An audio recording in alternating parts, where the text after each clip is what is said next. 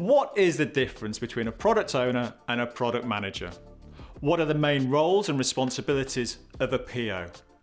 Well, from a Scrum point of view, a product owner is the person who sets the direction of the product by having a vision for the product.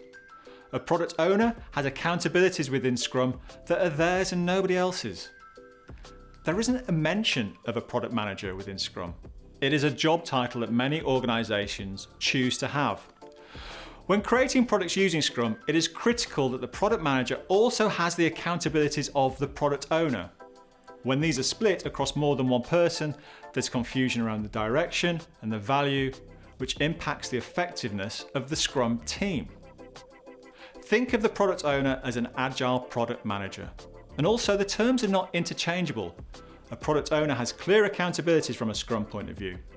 And to be a great product owner, they should approach the product with a holistic product management mindset.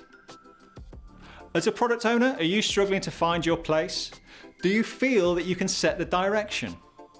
If you want to know more about how we can help, let's chat via LinkedIn or via the scrumfacilitators.com website. We are here to help.